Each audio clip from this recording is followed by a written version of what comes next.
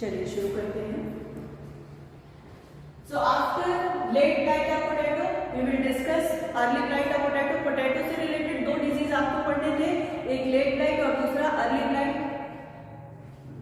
तो early blight of potato को early blight क्यों कहते हैं? सबसे पहला क्वेश्चन तो यही आपसे पूछा जाएगा। अगर वाइवा होगा तो वाइवा में भी पूछा जा सकता है कि अर्ली ब्लाइट को अर्ली ब्लाइट क्यों कहते हैं। अर्ली ब्लाइट को अर्ली ब्लाइट इसलिए कहा जाता है क्योंकि लेट ब्लाइट का सिम्टम जितने दिनों में आता है उससे पहले ही अर्ली ब्लाइट का सिम्टम आ जाता है। ठीक है, इसलिए अर्ली ब्लाइट को अर्ली ब्लाइट कहा जाता है। बहुत जल्दी ही इसका सिम्टम आपको दिखाई दे जाता है। ठीक, that's why early blight is known as so it is the most common and destructive disease in India। सबसे ज्यादा कॉमन और सबसे ज्यादा विनाशकारी। अगर अर्ली ब्लाइट हो रहा है पोटैटो में तो बहुत ज्यादा क्या होता है, नुकसान होता है, और ये सबसे ज्यादा कॉमनली क्या होता है, पाया जाता है। So it is the most common and destructive disease.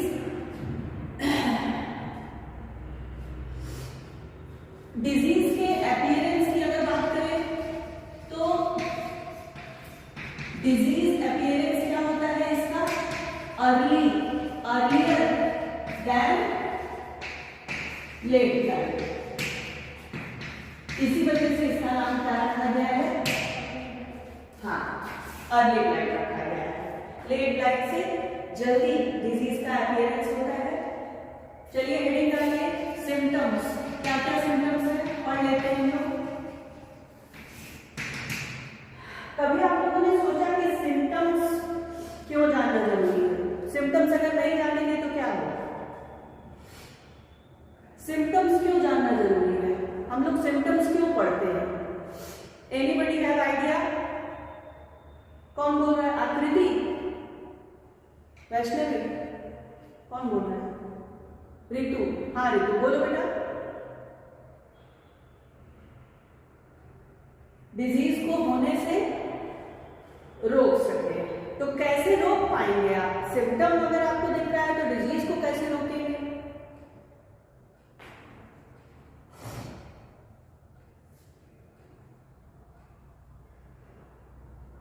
हाँ, हटा देंगे। और कोई बात? हटा देंगे। तो ये इंपॉर्टेंट चीज आपने बताई कि अगर सिम्टम दिख रहे हैं तो आप उस प्लांट को क्या करेंगे, उस इन्फेक्टेड प्लांट को क्या करेंगे, वहां से आप इरेडिकेट कर देंगे, हटा देंगे। और क्या करेंगे? क्रॉप रोटेशन, फंजीसाइड का स्प्रे करेंगे। देखिए, हाँ ठीक बता रही हैं लेकिन और अच्छे से नहीं बता पा रही हैं। चलिए हम बताते हैं। तो पहला तो आपने सही बताया कि सिम्टम आपको दिखेगा तो आप क्या करेंगे, वहां से हटा देंगे। दूसरी बात है बेटा कि जब सिम्टम दिखेगा तो उसी के अकॉर्डिंग फंजीसाइड का स्प्रे करेंगे हम लोग। मान लीजिए बैक्टीरियल डिजीज का सिम्टम दिख रहा है तो फंजीसाइड नहीं ना स्प्रे करेंगे, तो उसके लिए दूसरा पेस्टिसाइड आप यूज करेंगे, है ना। तो सिम्टम की स्टडी इसीलिए जरूरी है क्योंकि जब आप सिम्टम देख लेंगे तो आप उसी तरह उसी के अकॉर्डिंग आप प्लांट को क्या करेंगे, ट्रीट करेंगे, अपनी फील्ड को क्या करेंगे, ट्रीट करेंगे। शरीर में हम लोगों की कोई भी दिक्कत आती है तो फीवर होता है। फीवर अगर नहीं हो तो डिजीज अंदर ही अंदर होगा, आपको पता नहीं लगेगा। तो सिम्टम्स की स्टडी इसलिए जरूरी है क्योंकि सिम्टम ही देख करके आप ट्रीटमेंट करते हैं, चाहे वो एनिमल हो या फिर प्लांट हो।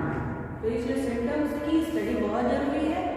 जब भी हम लोग कोई डिजीज के बारे में लिखते हैं तो सबसे पहले हम लोग सिम्टम लिखते हैं कि कैसे आप पहचानेंगे कि कौन सा डिजीज हुआ है।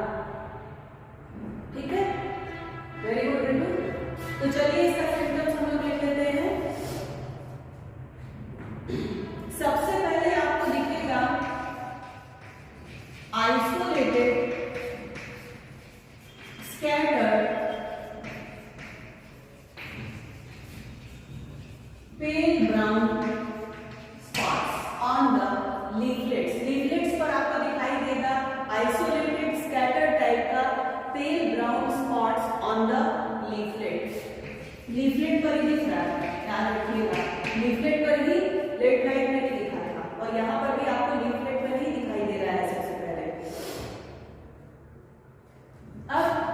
अपने से सोच करके आप लोग बताइए कि अगर लीफलेट पर दिख रहा है तो पहले मैच्योर लीफ पर दिखेगा या यंग लीफ पर दिखेगा?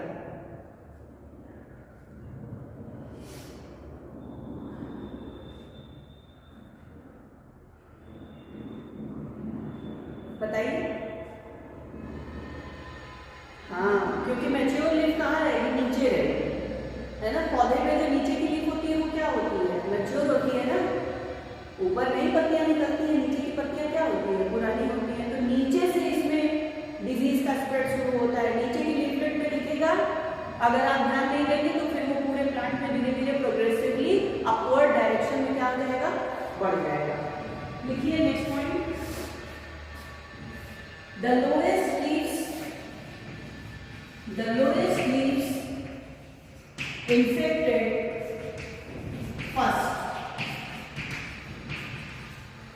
firstly they get infected lowest leaves and after that they grow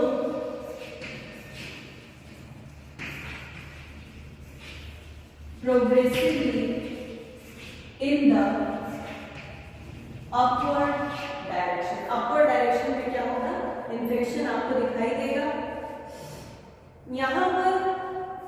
यहाँ पर भी आपको नेक्रोटिक स्पॉट्स या नेक्रोसिस आपको दिखाई देगी and this necrosis is due to secretion of toxin का सेक्रेशन होता है and this toxin is known as alternaric acid. ये क्या बनाता है? Alternaric acid. इसको लिख लीजिए आप लोग। Alternaric acid is a toxin which is produced by the pathogen। तो यहाँ पर नेक्रोसिस किसकी वजह से हो रहा है? अल्टरनेरिक एसिड की वजह से हो रहा है, जो कि कौन सीक्रेट कर रहा है? पैथोजन सीक्रेट कर रहा है। इन्फेक्शन जैसे जैसे बढ़ेगा, लीव्स क्या करेंगी? श्रिवेल करेंगी, सिकुड़ जाएंगी and they will fall down. पत्तियां क्या होंगी? नीचे गिर जाएंगी सिकुड़ करके and finally tubers will be infected. Final infection आपको कहाँ दिखाई देगा? ट्यूबर्स पर दिखाई देगा। और ट्यूबर की जो स्किन होती है, यानी कि जो पोटैटो आपको जो मेन आपका जो प्रोडक्ट है, जो पोटैटो ट्यूबर है, इसकी जो स्किन होती है, इसकी स्किन पर आपको ब्लैक या ब्राउन कलर के लेसन या स्पॉट्स आपको दिखाई देंगे। तो ये था इतना सिम्टम के बारे में हम लोग पढ़ लिए। Now we come to the causal organism. Heading है causal organism.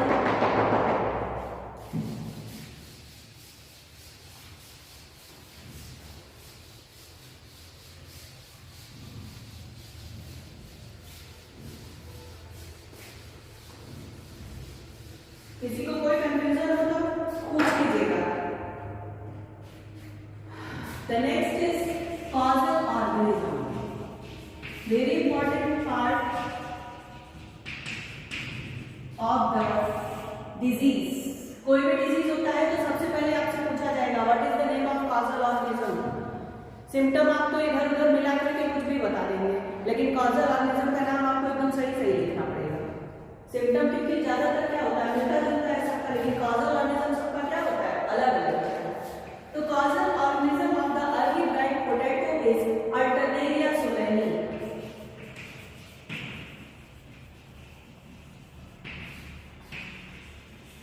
Alternaria solani causes early blight of potato।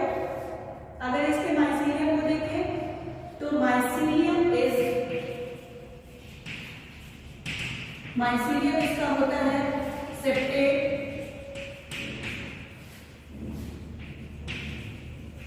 Branch, septate है माइसीलियम। कौन बताएगा कि अल्टरनेरिया सोलेनी क्या है? बैक्टीरिया है या फंजाई है?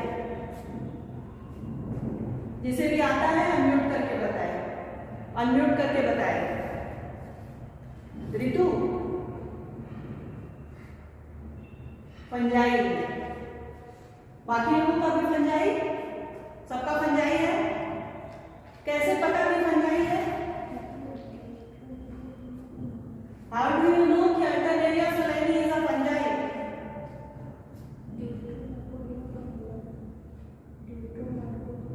एक मिनट, क्या श्रेया? नहीं नहीं, ये नहीं। कैसे? वो सब छोड़ो, केवल अगर ये चीजें लिखी हुई है, बस इतना ऊपर Alternaria solani लिखा हुआ है, नीचे Mycelium septate branch लिखा हुआ है, केवल ये दो लाइन देख करके कोई कैसे बता सकता है कि Alternaria solani फंजाई है? मेरा क्वेश्चन ये है। बोलो बोलो बोलो। माइसीलियम सेप्टेट है ब्रांच, मान लीजिए माइसीलियम ए सेप्टेट हो जाए, अनब्रांच हो जाए, तब फंजाई होगा कि नहीं? होगा कि नहीं? सिंपल सी बात है, पूरा फंजाई आप लोग पढ़ लिए, लेकिन अभी देखिए नहीं समझ में आ रहा है। किस तरह से समझाया गया है? माइसीलियम लिखा हुआ है ना, माइसीलियम तो केवल फंजाई नहीं पाया ही जाता, और कहाँ आप लोग पढ़े हैं? माइसीलियम कौन बनाता है? माइसीलियम तो केवल फंजाई नहीं बनता है, तो नेचुरल सी बात है कि फंजाई ही होगा, और क्या होगा? इतना ये सब तो पढ़ने की जरूरत ही नहीं है। माइसीलियम लिखा हुआ है, आपको समझ जाना है कि फंजाई है। माइसीलियम सिर्फ फंजाई में मिलता है, और कहीं नहीं मिलता है। ठीक, पूरा फंजाई आप लोग जब जब पढ़े हैं, तब तक हम पहला कैरेक्टर माइसीलियम का लिखवाए हैं। Mycelium is well branch, mycelium is profusely branch, mycelium is aseptate, coenocytic या सेप्टेट। पहला कैरेक्टर माइसीलियम ही हम लोग लिखते हैं। तो माइसीलियम केवल फंजाई नहीं पाया, इसका मतलब ये क्या है? फंजाई है। कॉमन सेंस भी लगा के चलना है पढ़ाई में, केवल बस लिखना पढ़ना नहीं, अपना माइंड भी आपको अप्लाई करना है। तो देखिए माइसीलियम इसका कैसा है? सेप्टेट है, यानी कि सेप्टा पाया जाएगा, ब्रांचिंग पाई जाएगी। माइसीलियम का कलर होगा light brown, generally white colour का दिखता है, लेकिन in case of Alternaria solani the colour of mycelium is light brown, sometimes black also, और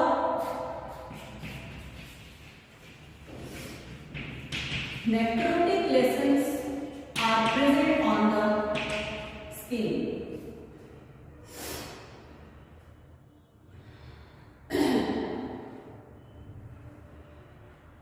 उसके बाद हम लोग पढ़ेंगे कंट्रोल।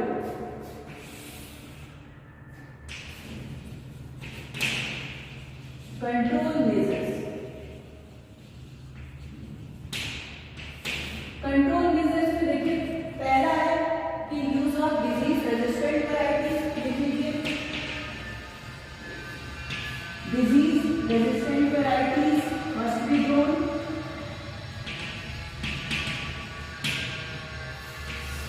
दूसरा है crop rotation. Crop rotation, crop rotation पहले भी बता चुके हैं। क्रॉप रोटेशन में क्या करते हैं? तो it is a type of cultural agronomic practice in which we rotate the crop. कहने का मतलब है कि अगर किसी सीजन में आपने गेहूं लगाया, तो फिर नेक्स्ट सीजन में आप कोई गेहूं के अलावा किसी और क्रॉप को लगाएंगे, और फिर ये सब्सिक्वेंटली यही साइकिल क्या होगी? चलती रहेगी। तीसरा है फील्ड सैनिटेशन। फील्ड आपकी कैसी होनी चाहिए? साफ सुथरी होनी चाहिए। अगर कोई इन्फेक्टेड लीफ रहेगी फील्ड में, तो it will infect other healthy plants. Fungicides का स्प्रे कर सकते हैं, मेनली यूज करते हैं जिनेट और ब्लेटॉक्स। So these are the some fungicides whose spray is useful to control the early blight of potato. तो दोनों टाइप का ब्लाइट डिजीज इन पोटैटो हम लोगों ने पढ़ लिया। अब हम लोग थोड़ा सा डिस्कशन कर लेते हैं, क्योंकि देखिए पोटैटो की ही क्रॉप पे दोनों डिजीज हो रहा है, अर्ली ब्लाइट भी हो रहा है और लेट ब्लाइट भी हो रहा है। तो अभी समय है 2-3 मिनट का। तो कैसे हम डिफरेंशिएट करेंगे? कैसे डिफरेंशिएट करेंगे कि लेट लाइट हुआ है। इसको जानने का बहुत आसान सा तरीका है कि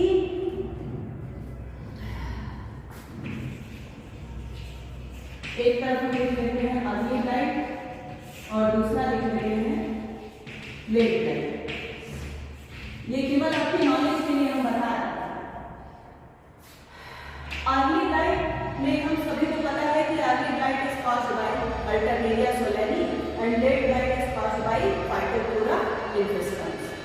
लेकिन पौधे को देख करके थोड़ी है, पौधे पे कोई नाम थोड़ी लिखा रहता है कि इसमें अल्टरनेरिया सोलेनी है या इसमें फाइटोप्थोरा इन्फेस्टेंस है। आप तो सिम्टम देख करके पहचान रहे हैं। तो सिम्टम क्या डिफर करता है, देखिए दोनों में आपको नेक्रोटिक स्पॉट्स दिखाई दे रहे हैं, वुंड्स दिखाई दे रहे हैं। अर्ली लाइट का जो सिम्टम होता है उसमें दिखाई देंगे आपको कॉन्सेंट्रिक रिंग्स। क्या दिखाई देंगे? Concentric rings. ये देखिए, मान लीजिए ये लीफ है, हाँ, तो उसमें ये देखिए ऐसे ऐसे ऐसे इस तरह से, इसको हम कहते हैं कॉन्सेंट्रिक रिंग्स। इनका कलर क्या रहेगा? ब्राउन या ब्लैक ही रहेगा, लेकिन आप जब उसको ध्यान से देखेंगे तो आपको फाइन लाइंस ऐसे गोल गोल घूमी हुई दिखाई देगी।